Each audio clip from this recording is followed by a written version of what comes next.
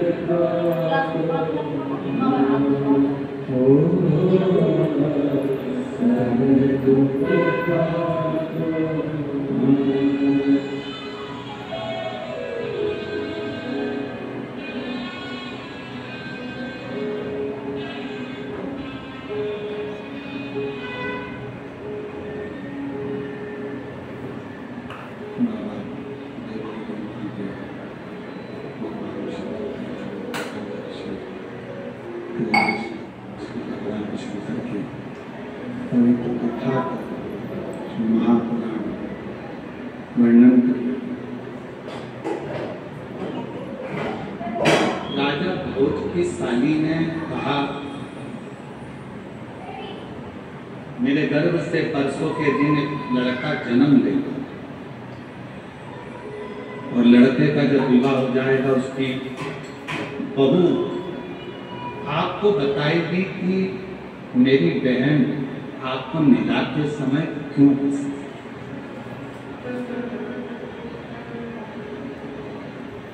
इतना ठाका लगा कि रसने का काम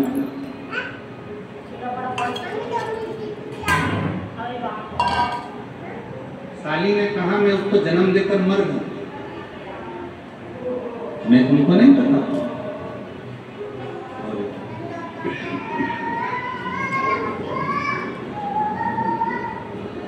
साली ने बच्चे को जन्म दिया, बच्चे को जन्म देकर साली मर गई।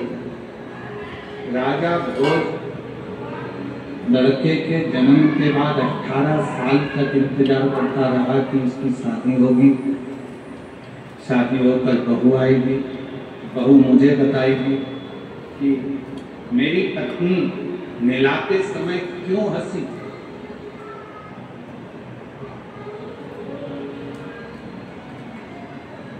तो 18 साल का लड़का हो गया, उसकी शादी हो गई, बहू आ गई। राजा भोज अपनी साली की बहू के पास जाकर पूछे कि मुझे बताओ कि तुम्हारी मौसी सास मुझे नहलाते समय, स्नान कराते समय धागा लगाकर क्यों हंसी।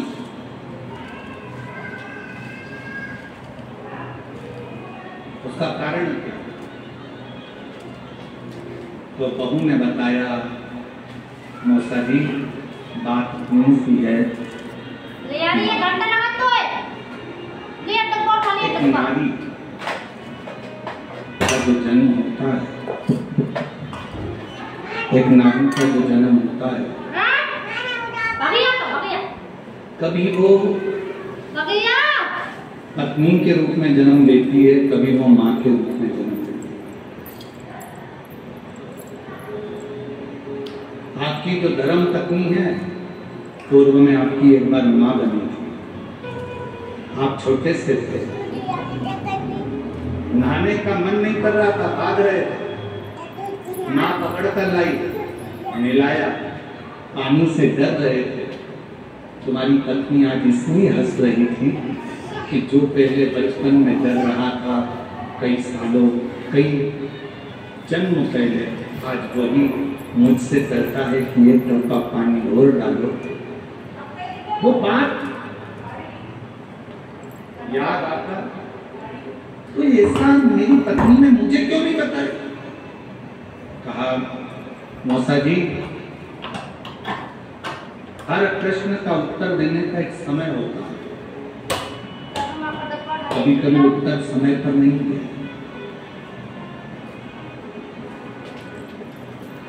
हो सकता है कभी कभी देव ऋषि नारद कह रहे हैं कि मेरे हंसने का कारण आप पूछ रहे हैं। हिमालय राज ने पूछा, बताओ ये क्यों हंस रहे हो? ठाका लगाकर हंसने का कारण क्या है? तुम्हारे चेहरे पर यह हंसी क्यों? एक संत, साधु, गुरु, तपस्वी, साधक, उपासक, सन्यासी इतना तेज ठाका लगाकर हंसे, ये श्रेष्ठ नहीं? आप इतनी तेज हंसे हो, क्यों हंसे इतना तेज? कारण क्या इतने तेज हंसने का? तब देव ऋषि नारद ने कहा, हंसने का कारण केवल इतना सा है कि जो मैनावती की गोद में पार्वती जी सो रही हैं, ये छोटी सी लड़की का भाग्य बड़ा विचित्र है। इसको जो पति मिलेगा जटाजूट बांधने वाला होगा, इसको जो पति मिलेगा वैशधारी नग्नधारी होगा, इसको जो पति मिलेगा वो भस्म रमाने वाला नग्न वेशधारी होगा। आप इसलिए हंस रहे? हाँ,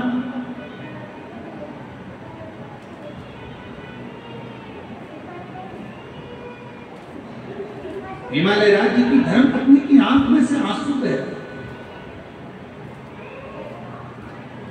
मैनावती रो रही, नैनों से अश्रु बह रहे। हिमालय राज ने पूछा, क्यों रोती है? मेरी बेटी का भाग्य देव ऋषि नारद ने बताया।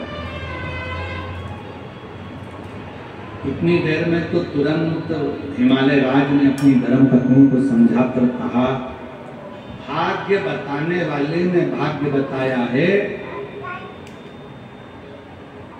फिर निवेदन करूं, ये बात हमने पहले भी कथा में कही, आज फिर कर, भाग्य बताने वाले ढेर सारे मिलेंगे, पर भाग्य बनाने वाला तो केवल एक ही मिलेगा, वो देवाधिदेव महादेव है। कोई और मेरे बाबा दया करना,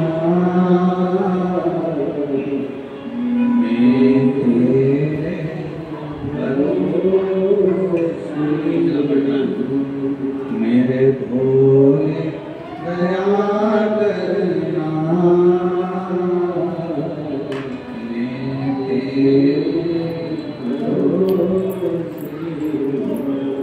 ना घर के भरोसे हो,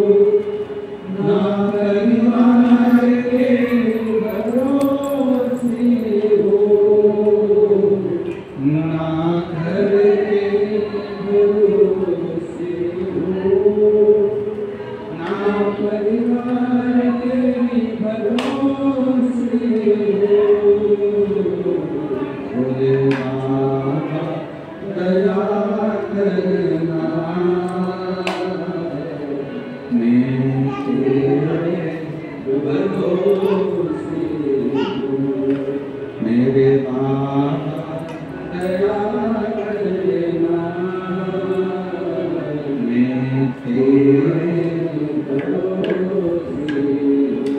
बताने वाले ढेर मिलेंगे। साहब तुम्हारी किस्मत में ऐसा लिखा है, तुम्हारे जिंदगी में ऐसा लिखा है, तुम्हारे भाग्य में ऐसा लिखा है, तुम्हारी किस्मत में ऐसा लिखा है, तुम्हें ये वाला व्यापार नहीं फलेगा, तुम ये वाला व्यापार मत करना, आज का मुहूर्त नहीं है, कल का करना, परसों का मुहूर्त नहीं है, नरसों का करना।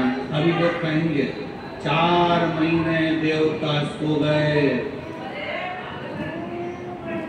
व्यापार 4 महीने बाद करना, और 4 महीने के अंदर निपट गए तो महापुराण की कथा तो कहती है काल करे तो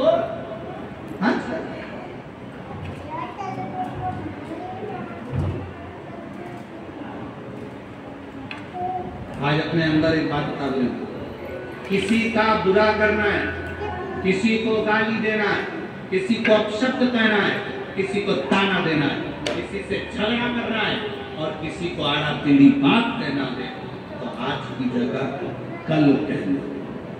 पर कोई अच्छा काम करना हो तो कल की जगह आज। जब कोई अच्छा काम करना है तो कल की जगह आज करो। मौका मिले ना मिले, कल समय मिले ना मिले, कल कोई समय मिल पाए ना मिल पाए, आज भाग्य बताने वाले ढेर मिलेंगे। साहब इन्होंने भाग्य बताया था, इन्होंने ये पत्र लिखो।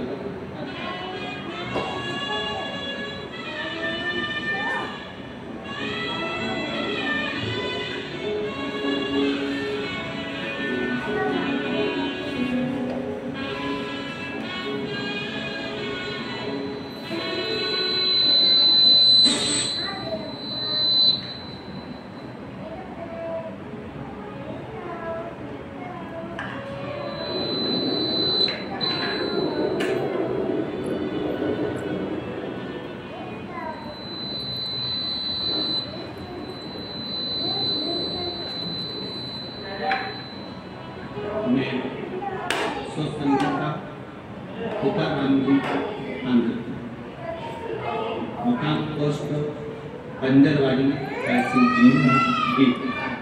मेरा मोबाइल नंबर ये, पत्र को एलईडी पर पढ़ सकते हो, आस्था चैनल पर। बाबा मेरी माँ की आंखों में कैंसर था, डॉक्टर को माँ को दिखाया तो डॉक्टर ने ऑपरेशन